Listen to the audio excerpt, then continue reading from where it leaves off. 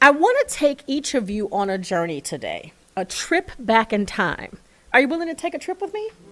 Yeah, awesome. Everyone in the room and everyone online, close your eyes for just a moment. Now, with your eyes closed, I want you to travel back 5 decades to the year 1975. While you're in trance, and here are some things I'd like for you to think about. How old were you in 1975? I'll give you a minute to do that math. Where were you? Were you here in the county or someplace else? What activities were you participating in? What music were you listening to? Are you there? Can you picture 1975? Awesome. Okay, great. Everyone can open their eyes. What came up for you? What do people remember from 1975? You were 40? Oh, that's fantastic. What else? College? Learning to ride a bike. I love that. I love that. 2 kids, a husband, and starting grad school. Wow. Excellent. So for historical context, and for anyone who may not even been born in 1975, here's some facts. The Vietnam War officially ended on April 30th of that year. Arthur Ashe became the first black man to win at Wimbledon. Jaws, directed by the incomparable Steven Spielberg, became the summer blockbuster, the first summer blockbuster. Does anybody remember those events? Yeah. In 1975, we didn't have any tablets. There was no internet. It might be news to some folks watching for sure that we actually played outside freely. Yeah. We played outside all day long. We did things like jump rope and play with jacks and the Rubik's Cubes and play catch. All of us black children knew that no matter what time you went outside, you had to be home by the time the street lights were on. Is that true in other communities too? Everywhere. Okay, good. Awesome. 1975 will be forever etched in my mind for darker reasons. I was 6 years old in 1975. Can you picture a 6-year-old Tracy? I thought some of you might have some difficulty imagining my 56-year-old self as a 35-pound, 44-inch tall 6-year-old. So I came dressed for the occasion. Because in order for you to understand the impact of the trauma that I'm here to share today, I need for you not to see me as the thriver that many of you have come to know me personally as, or from whom you've read a great bio. I read really well on paper, right? But as the innocent, fragile girl I was 50 years ago. 6-year-old Tracy wore glasses. I've been blind my whole life. 6-year-old Tracy liked her hair in high pigtails. I thought they looked like angel wings. 6-year-old Tracy loved dolls and stuffies and ankle socks and bows in my hair. 6-year-old Tracy got a Barbie dream house. The one with the elevator that you pulled, people are nodding, yeah, I was so joy-filled about that. You couldn't tell me anything. 6-year-old Tracy loved words and books. 6-year-old Tracy liked things that I imagine that most girls did back in 1975. And it was in 1975 that it was a year that I became stained and my life would be forever changed. So Growing Up Stained is my memoir. It begins in 1975, around the day I was stained. My first attempt to write this book was close to 20 years ago. But at that time, it was impossible to write the book. Heck, I couldn't even talk about what had happened to me in 1975 until the summer I turned 40 and was meeting with a therapist for the first time in my life. A couple years ago, after many years of self-work, meditation, prayer, therapy, I was able to release some of the guilt and shame that I've carried my entire life. Recently, I was able to complete Growing Up Stained, and today I'm here to share part of the story and read an excerpt. Would that be okay? Okay. I want to start with a trigger warning. My story includes details of childhood sexual abuse, emotional abuse, domestic violence. And if you're in the room or watching online and believe that you might be re-traumatized, please prioritize your mental health and know that it's okay to leave the space or log off. We'll allow space for that for sure.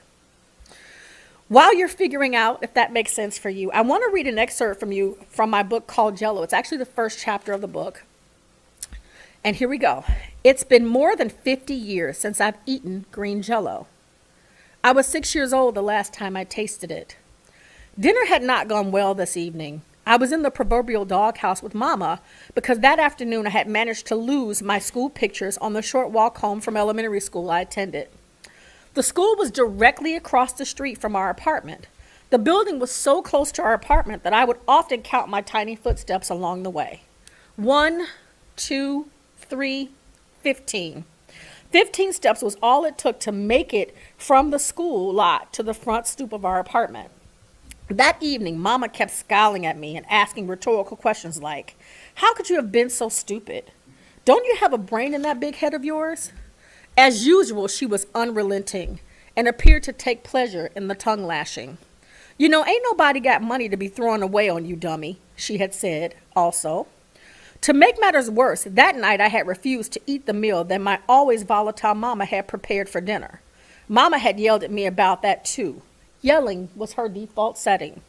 And I had been mandated to sit at the table until I'd eaten every bite. Even as a kindergartner, I was stubborn.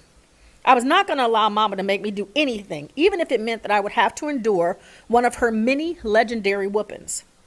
I had my feet planted, determined not to comply.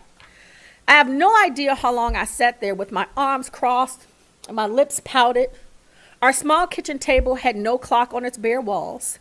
But when my dinner plate was plopped in front of me with a loud bang, the sun had just begun to set. It was fully dark outside when I finally picked up my fork and began to push the food around on my plate. My older sister, Ro, had long before retreated to the bedroom we shared in our tastefully decorated 3-bedroom apartment on Chicago's South Side. Mama was in her room. I could not see her, but I could hear low voices coming from her television. Despite our distance, I could smell the smoke from her constant companion, her Tareyton cigarette. Later, Mama finally returned to find my meal only partially consumed. Hey, even feisty kids have their limit. She angrily plopped a bowl of green Jello in front of me. The bowl landed with a thud so hard that the spoon inside threatened to skip out of it. She barked a threat, "You better finish this Jello too," and stormed back into her bedroom. I'd been studying the bowl of green slop for what seemed like a long time when I lifted my head only slightly as he entered the kitchen. I remember chuckling a bit when I noticed that he was wearing hardly anything. The involuntary chuckle escaped my lips to hide my discomfort. The kitchen table where I was seated faced the wall. Nervously, I started to trace the word help over and over again with my fingers on the table's dark wood finish. The words were hardly visible on the pledge-stained surface, but they were there and begging to be read. For a long time, he stood behind me at the sink. I think he was washing dishes, but I can never remember for sure. I didn't dare turn around to look. I still remember that there was water running. I recall the sudden urgency I felt to finish my dessert and to get out of there. I didn't know what he was up to behind my back, but I knew instinctively that it was not safe. I had witnessed him beat Mama bloody more than once, and I knew how violent he could be. I was scared and began stuffing my mouth with big heaps of the wiggly substance. My small jaws extended until I was balloon-faced. I could not have anticipated what would happen next. I imagine no child that young could, but right there in our tiny kitchen, my mama's living boyfriend did the unthinkable for the first time, stained. This chapter of Growing Up Stained has been edited for this audience. The book is far more explicit and contains specific details of exactly how I was violated. This April was Sexual Assault Awareness Month and Prevention Month. Unfortunately, childhood sexual assault is not uncommon, and it's a critical issue both here in Wisconsin, because we never think it's us, right? And across the United States. I guarantee that every single person within the sound of my voice knows someone who has been stained. Here's just some data that I was able to find. This data is from 2023. There were 3,608 unique child victims of maltreatment in Wisconsin. Females were more likely to be victims than males due to higher rates of sexual abuse, according to the Wisconsin Department of Children and Family Service. A UNICEF report indicates that 370 million, with an M, girls and women worldwide, or 1 in 8, were raped or sexually assaulted before turning 18, and boys are not exempt. So what can we do? How can we protect children from the people who would stain them? So I've got some ideas. My first is to vote, obviously because of, I don't know, the things that are happening in the world, but also because the rape kit backlog is one of the biggest barriers to justice for survivors of sexual violence. Research the candidates that on the ballot and vote for those who will take action to eliminate that backlog in Chicago. It's incredibly important. 2, educate yourselves and others. Understanding the signs and facts about child sexual abuse is crucial. Education can lead to prevention and to early intervention. 3, communicate openly. Encourage open discussions about boundaries and consent with children and teenagers to help them understand their rights and recognize inappropriate behavior. 4, recognize the warning signs. Be vigilant for signs of distress in children, such as changes in their behavior, their eating patterns, their sleeping patterns, which can sometimes indicate abuse. And 5, and I think which is critically important, is to believe survivors. If someone confides in you about an assault, listen without judgment, express care and concern, encourage them to report to the authorities and seek professional help, and accompany them. Utilize resources locally. You can contact the Sexual Assault Center here, the National Sexual Assault Hotline. Both agencies offer confidential 24/7 support. Another tip that might not be so obvious is to pay attention to groomers. So recently I ended an association with a person I know who did not recognize the signs of potential grooming. The associate sent me a video, a YouTube video, and it was accompanied by this text. This woman is so rude. And that obviously got my attention. So in the video, there's a very young girl. She might be 6 or 7 years old, and she's entering an apartment building, and she has some things in her hands. I can't recall what she had in her hands, but her hands were full. And a man who I believe lives in the building opens the door for her. The little girl walks through the door and says nothing. The man became irate and started yelling at the girl, telling her that she was rude and had no manners. Meanwhile, the girl's mother was right on her heels and came through the door also, and she said to the man, "Thank you so much for holding the door, but I've advised my daughter never to speak to strangers, and that's why she didn't thank you." So my former associate was appalled and went on this whole thing about, how people in the country have no manners, and that's what's wrong with our country. And I thought to myself, if you think that's what's wrong with our country, clearly you're not very aware, right? But I explained to him that I agree with the mother. First of all, why would a grown man become that upset with a child that he didn't even know because she didn't thank him, right? I explained that this behavior, in my opinion, was very groomer-like behavior. What healthy adult needs a child's validation? None, right? His need for this child's appreciation was creepy to me. Parents, there is absolutely no reason for adults to correct or attempt to take power over your children. If any adult has an issue with something your kid did or did not do, they should be talking to you, right? Parents, this is a subtle thing that I see all the time. Please stop encouraging your kids to kiss, hug, and sit on the laps of adults. If your child chooses to hug an adult, they'll do it on their own. They don't need you prompting, but prompting them to do it. But I encourage you not to be the one saying, go give Uncle so-and-so a hug. Go give Uncle so-and-so a kiss. Go sit on Aunt so-and-so's lap. Children will do that if they feel comfortable. And if they don't, we shouldn't be the ones encouraging them that.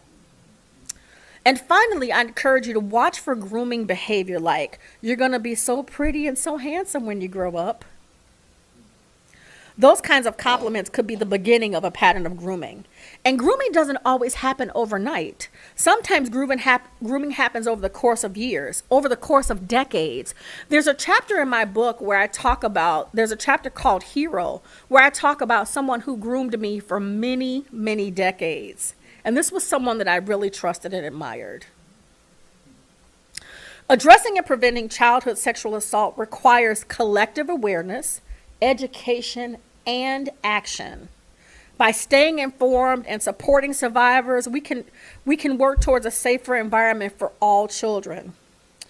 I bear my soul in growing up staying, not for myself, but for other thrivers who also are on their healing journeys, because I consider myself still very much on my journey.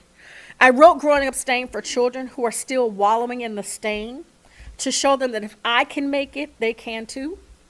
I wrote Growing Up Staying to heal the 6-year-old child within.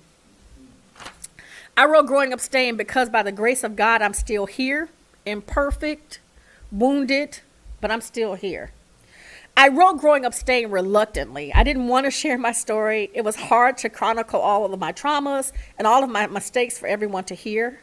I wrote Growing Up Staying because the truth, my truth, sets me free.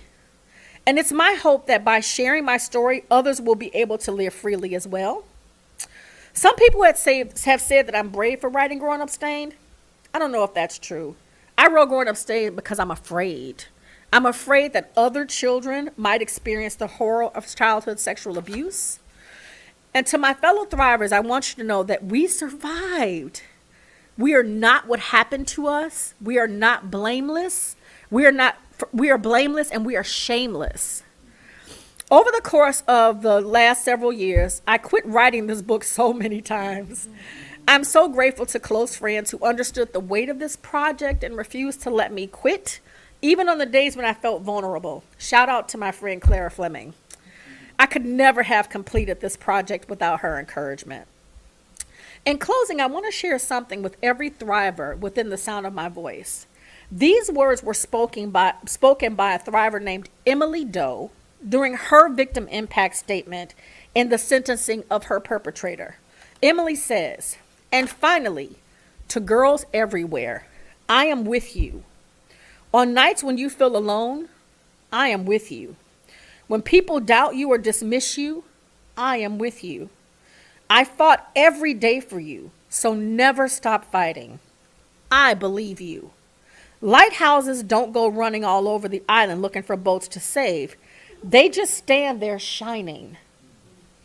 Although I can't save every boat, I hope that by speaking today, you absorbed a small amount of light, a small knowing that you can't be silenced, a small satisfaction that justice will be served, a small assurance that we are getting somewhere, and a big, big knowing that you are important unquestionably, and you are untouchable.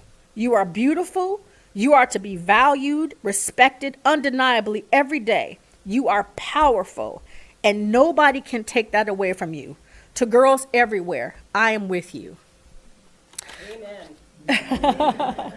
Emily's full statement was so impactful that it was entered into the Library of Congress. And like Emily, I'm here with you too. So if anyone would like to talk to me, reach out to me, I have some contact information in the lobby. So in closing, I'm thinking about kind of, people keep asking me, where's the book? Because it's late. It's still late. I don't have a new release date, but there's a document on the table that will allow you to sign up so that you can get information about the actual release date. Fingers crossed. I've also created a soundtrack for the book, And I'm going to send that link to Sarah. So if anyone wants to follow this book through a journey in music, you can do that. There's all kinds of music from gospel, which I'm a big fan of, to a little bit of hip hop, to Shaka Khan and Whitney Houston, some voices you would know, and it crosses every genre and every sector. So it's been really empowering to me, and we've been having some conversations about the listen. We've been having some listening parties where people have listened to the soundtrack, and then we've been talking about kind of what songs were new for you and what songs are you carrying with you. So we'll be having some more of those discussions if anybody's curious about that. So that's everything I wanted to share today. I appreciate this opportunity to talk more about Growing Up Stained and the journey that I continue to be on. Thank you, Marika, for being here, and for all the people who came out because they know me and have watched me walk this difficult path. Thank you to the UU. This always feels like home, and I'm excited to be here and share.